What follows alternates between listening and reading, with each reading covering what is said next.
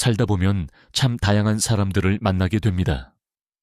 처음에는 모두가 좋은 사람으로 보입니다. 친절하고 상냥한 말투, 배려심 있어 보이는 행동, 그럴듯한 말과 매너. 하지만 세월이 쌓이면서 우리는 깨닫게 됩니다.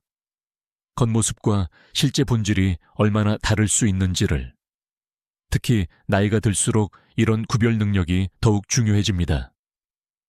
젊었을 때는 실수를 해도 다시 시작할 기회가 많았지만 이제는 한 번의 잘못된 인연이 평생의 상처가 될 수 있기 때문입니다.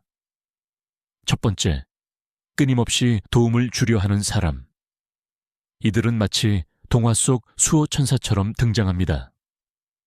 우리가 힘들어할 때면 어김없이 나타나 도움의 손길을 내밉니다. 처음에는 작은 것들부터 시작합니다. 무거운 짐을 들어준다거나 필요한 정보를 알려준다거나 소소한 편의를 봐주는 것처럼 말입니다. 점차 도움의 크기가 커지기 시작합니다.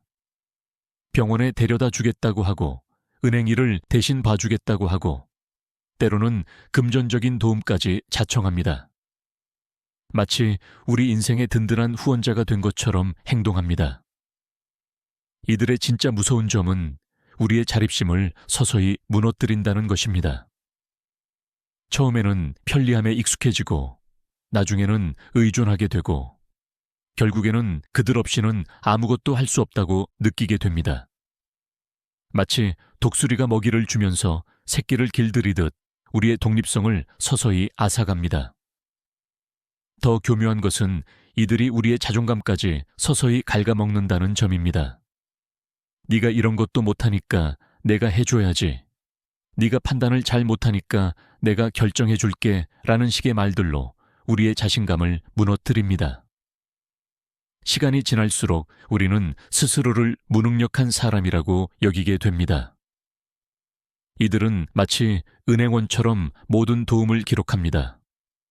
얼마나 많은 시간을 투자했는지, 얼마나 많은 돈을 써줬는지, 얼마나 많은 일을 해결해줬는지, 그리고 때가 되면 이 모든 것을 이자까지 붙여서 되갚으라고 요구합니다.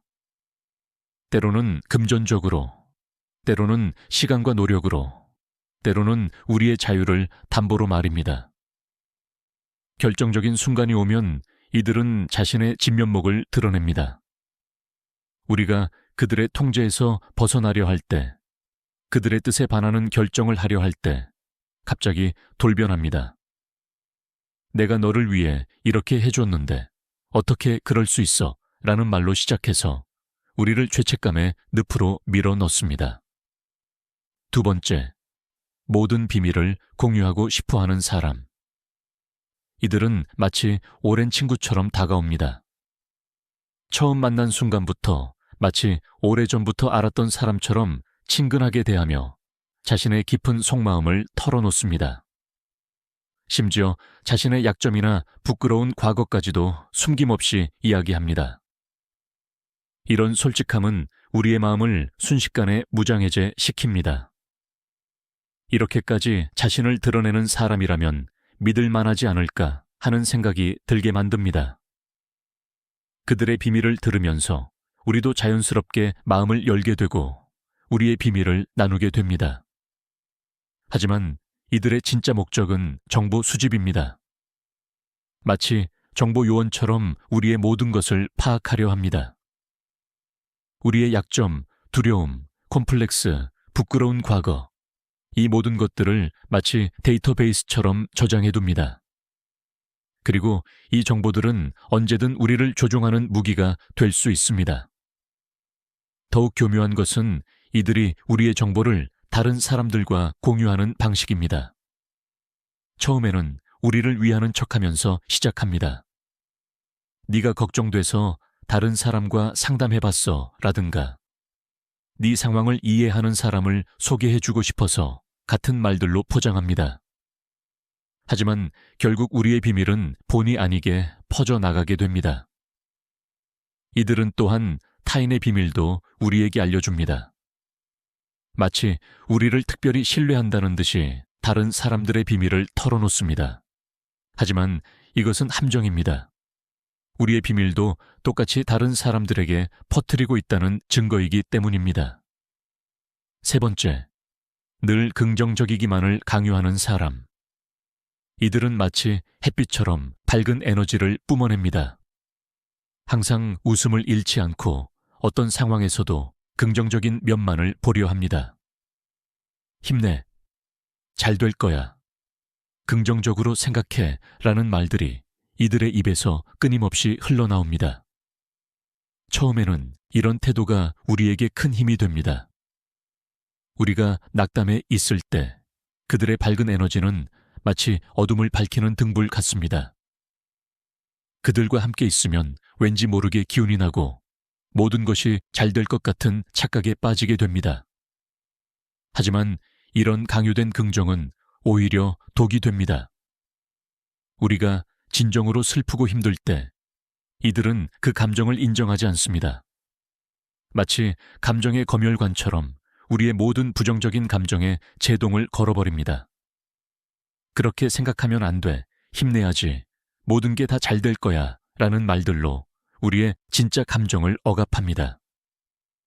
더 심각한 것은 이런 태도가 우리의 문제 해결 능력을 방해한다는 점입니다. 때로는 부정적인 감정을 제대로 느끼고 직면해야만 문제의 본질을 볼 수 있고 해결책을 찾을 수 있습니다. 분노는 우리에게 부당함을 알려주고 슬픔은 무엇이 소중한지를 깨닫게 해주며 불안은 위험을 경고해주는 신호입니다. 이들과 오래 지내다 보면 우리는 점점 자신의 진짜 감정을 불신하게 됩니다. 부정적인 감정이 들 때마다 죄책감을 느끼고 그것을 억누르려 합니다. 이는 마치 압력밥솥의 증기를 계속 막아두는 것과 같습니다. 결국에는 더 큰 폭발로 이어질 수 있습니다. 네 번째, 늘 자신의 불행을 무기로 삼는 사람. 이들은 마치 희생자의 모습으로 우리 앞에 나타납니다. 항상 불행한 일만 자신에게 일어난다며 한숨을 쉬고 주변 사람들에게 이해받지 못한다고 말하며 자신이 얼마나 힘든 상황에 처해 있는지를 끊임없이 이야기합니다. 처음에는 이들의 이야기가 우리의 연민을 자극합니다.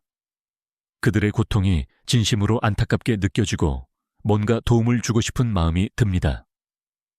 그래서 시간을 내어 이야기를 들어주고 위로의 말을 건네고 때로는 실질적인 도움을 주기도 합니다. 하지만 시간이 지날수록 이상한 점을 발견하게 됩니다. 이들의 불행은 결코 끝나지 않습니다.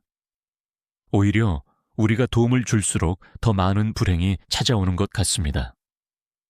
한 문제가 해결되면 또 다른 문제가 생기고 그 문제가 해결되면 더 큰 문제가 나타납니다. 마치 끝없는 불행의 연속극을 보는 것 같습니다. 이들의 진짜 무서운 점은 불행을 통해 타인을 조종한다는 것입니다. 내가 이렇게 힘든데 라는 말로 시작해서 점점 더 많은 것을 요구하기 시작합니다. 처음에는 단순한 위로였다가 나중에는 시간을, 그 다음에는 돈을, 결국에는 우리의 인생까지도 요구하게 됩니다. 더욱 교묘한 것은 이들이 우리의 죄책감을 자극한다는 점입니다. 만약 우리가 그들의 요구를 거절하면 그들은 더욱 깊은 불행 속으로 빠져드는 모습을 보입니다. 그리고 그 책임이 마치 우리에게 있는 것처럼 느끼게 만듭니다. 네가 도와주지 않아서, 네가 이해해주지 않아서 라는 말로 우리를 올가맵니다. 이런 사람들로부터 자신을 지키는 방법은 간단합니다. 첫째, 우리는 자신의 직관을 믿어야 합니다. 겉으로는 아무리 좋아 보이는 사람이라도 그들과 함께 있을 때 왠지 모를 불편함이 느껴진다면 그것은 매우 중요한 경고 신호입니다. 우리의 무의식은 종종 의식보다 더 정확하게 위험을 감지합니다. 둘째, 건강한 경계선을 설정해야 합니다. 미안하지만 안 됩니다 라고 말할 수 있는 용기가 필요합니다. 처음에는 어색하고 죄책감이 들 수 있지만 이것은 우리 자신을 지키는 가장 중요한 방패가 됩니다. 셋째, 진정한 인간관계는 서로가 동등할 때 가능하다는 것을 기억해야 합니다. 한쪽이 지나치게 주기만 하거나 받기만 하는 관계는 결코 건강할 수 없습니다. 균형 잡힌 관계야말로 우리가 추구해야 할 진정한 인연입니다. 마지막으로 우리는 혼자가 아니라는 것을 기억해야 합니다. 주변에는 진정으로 우리를 걱정하고 사랑하는 사람들이 있습니다. 그들과의 관계를 더욱 소중히 가꾸어 나가는 것, 그것이 바로 행복한 노년을 위한 진정한 비결일 것입니다. 오늘 영상을 보신 모든 분들의 노후가 행복하시길 진심으로 바라겠습니다.